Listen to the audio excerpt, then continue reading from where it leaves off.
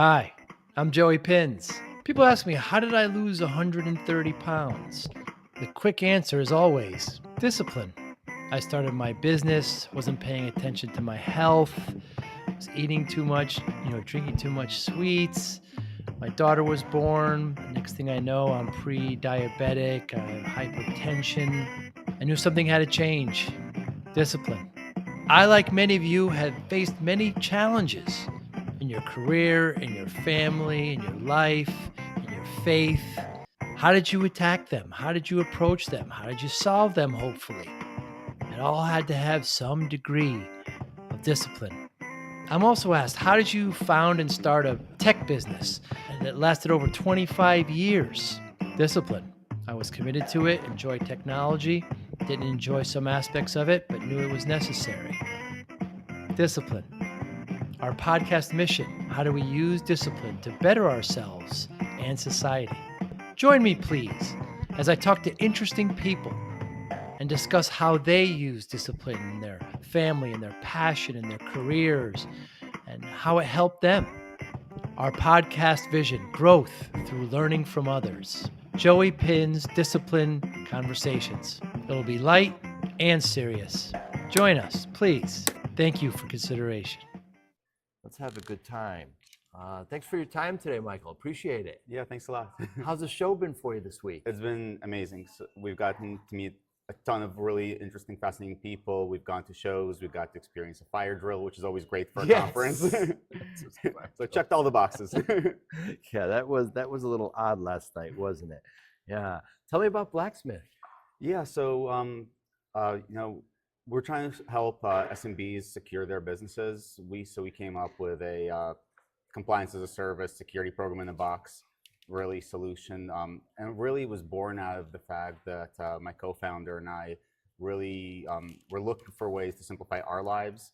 He's out in San Francisco and he's always working at startups, and he comes in and says, "Hey, what are we doing for secure data?" And they're saying, "Security? What's security?" It's like he had to continually build out security programs for all these startups. I'm on the East Coast, as IFDC, working in the SMB space, and anytime I'd start there, it'd be security. What's security? And so we're both looking for work over the summer and trying to figure out, hey, what's the first thing you're going to do? Oh, build a security program. Great. Same here. Wow. How do we solve this? So we built a platform really for our own selfish needs, and then we showed it to a couple past employers, past people we've worked with, and they're like, "Oh, this is great. You guys aren't here running our security anymore. Can we buy this from you?" And we're like, "Well, yeah, sure." And so then they deployed the policies and they got their compliance roadmap, and they're like, "What do we do with this?" Like, "Well, give this to our IT department." And they're like, "Well, that's my managed service provider." We're like, "Cool." Right. And so that's how we kind of ended up in the MSP space. Really learned to. I think we're here to learn more about what MSPs need and how the ecosystem works, and really just try to understand, what integrations we can do. But the product itself basically provides them with the policies, the compliance roadmap, a risk register, an ability to track user access reviews, pretty much everything they need to kind of holistically run the program. Some very light security awareness training. That way, once they're on that, if they don't have already something through their MSP, the MSP can then say, "Hey, this is okay, but let's get you to a real security awareness training product," and kind of get them on something more robust. But at least for now, it gets them on their security journey. So before you made this platform, you never heard of MSPs? Well, so we learned how to spell MSPs about 6 months ago. But no, so I used to be a Visa, so we worked with a lot of clients that leveraged MSPs. I see.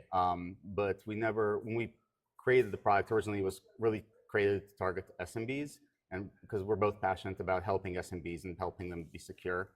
There's a ton of solutions out there for the enterprise space that SMBs just can't afford.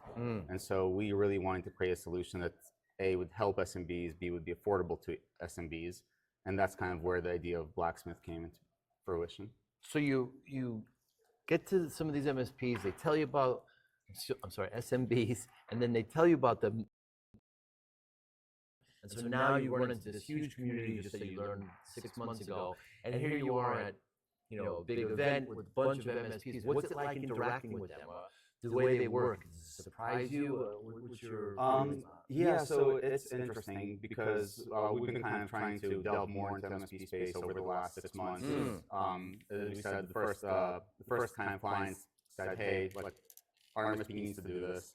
And so we're like, cool, let's talk to the MSP. The MSP said, hey, this is awesome. How do I roll this out to my other clients? We actually built multi-tenancy on top of that so that MSPs could actually manage their clients in one spot. Yes. But it really depends on the MSPs. A lot of the MSPs here are on the more advanced side, or probably around like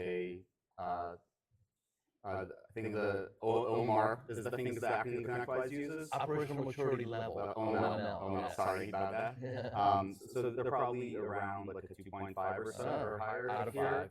5. And there's a lot of smaller ones that are a lot less mature. And so it depends which MSP we're interacting with. Some of them are more mature. A lot of the ones here are, and so it's great listening to what they're doing, and especially hearing some of the battle stories of, hey, we had to take over this account, and here's everything that was wrong with it, and now we're trying to bring them up to the proper maturity level as a client. But we're also trying to not just forget about the smaller MSPs as well that aren't at that same maturity level and help them leverage the tool to bring them up to the same maturity level again to secure them and secure their clients. So what's your ideal MSP? So our ideal MSP is probably going to be a small to mid-sized MSP, and probably Revenue or employees? probably employee counts. I would probably say 5 to 50. Would be my guess. Probably not a word. Yeah. And the idea there is that they can then, so our ideal endpoint SMB client is sub 300 users. I see. And so usually if you have more than that, you're either dealing with a much bigger MSP or you have internal IT. But really, again, this kind of was born out of trying to help the SMB market. So yeah. Very good. And so, what is your mission? What is your challenge to MSPs this week? Our challenge to MSPs is really to help them secure their clients. A way to put in not just the technical controls, but actually a security program, especially for clients that are in regulatory spaces. So right now we're working with a couple of MSPs out of New York. They've got requirements from New York DFS, from the New York Education Law 2D, and they're starting to get letters from those regulatory agencies.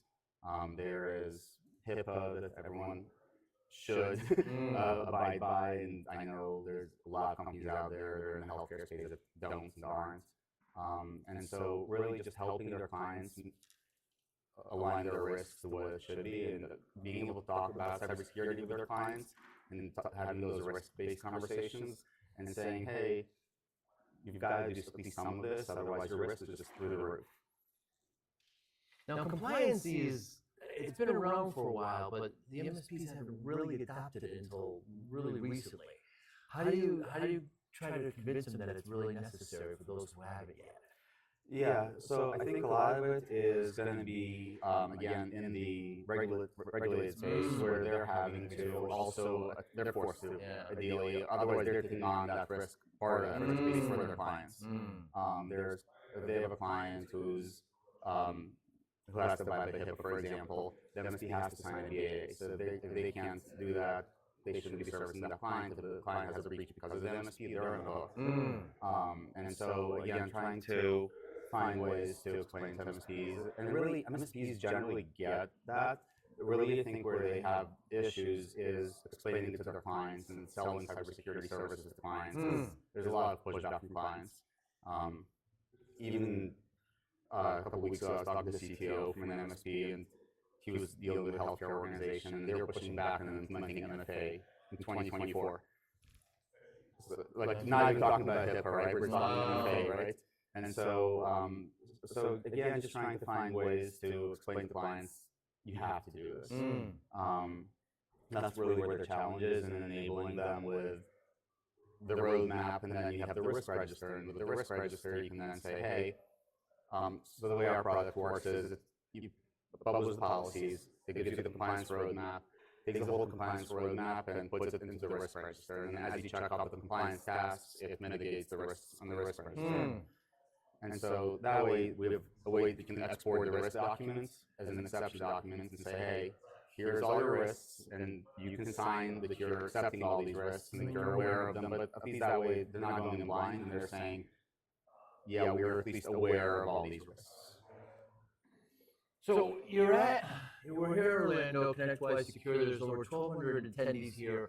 You're talking with MSPs. I'm sure you're talking to vendors as well. Any surprises being new to this community that you've discovered here this week? I don't know about surprises. One of the things that I've really relished and really enjoyed is just how open and friendly the community is, and everyone's like coming together and trying to help each other. Right. There's not like this adversarial, oh, I'm an MSP, you're my competition. It's more like, how do we help everyone succeed? And that's really the mentality that my co-founder and I came into the business with, the same ideas. How do we help MSPs succeed? How do we help SMBs succeed? And that's really the big thing, is how do we put it out there and help people. And you don't actually have a booth here this week, but you're kind of, you guys are in the pitch it. Are you in the pitch it? We're learning. We're only about 9 months old, right. But we've talked to Sean. So we're going to be applying for pitch it next year, and hopefully getting in. Sean, put that on your calendar. So we're planning to kind of play the long game, get to know the community, understand the community, figure out what integrations we can build into our platform to help. One of the reasons we came here is right now we're working with about 5 MSPs, and 4 of them are ConnectWise customers. So as we're talking to them, like, hey, it'd be great if you did this roadmap and we're able to automatically create a project plan in our BSA for us. So we're like, cool, let's go learn more about ConnectWise and more about that ecosystem. And so that was one of the driving factors as well for us to get out here. Learn about the ecosystem, learn about how stuff interacts, what other integrations we may want or need, and also learn how do we get into pitch it, how do we possibly get into Evolve, how do we get in front of more MSPs. And what should MSPs know about Blacksmith? So one of the nice things that I think about our platform is, our pricing model is very flat. We don't care about how many security compliance frameworks you're looking at. We don't care about the number of users. We actually want, so when we build the product, we want to encourage companies to bring in all their users so they could acknowledge the policies, they can do the training. We've worked in SMBs and startups, so we've always had the conversation when it's per user licensing of, hey, does Betty in accounting really need this software, or does she really need this license? We didn't want to have those conversations. So we did a very flat fee, basically $2,000 a year, and that's our list price, and then there's some discounts for MSPs. And so from that aspect, it's nice and straightforward, and there's no kind of giant Excel spreadsheet of trying to figure out Keep it simple. which license and how many users, and trying to stay away from the Microsoft licensing model. Other than that, so we're growing and we're learning, and we'd love people to check us out, give us feedback. We love brutal feedback. Come tell us our baby's ugly.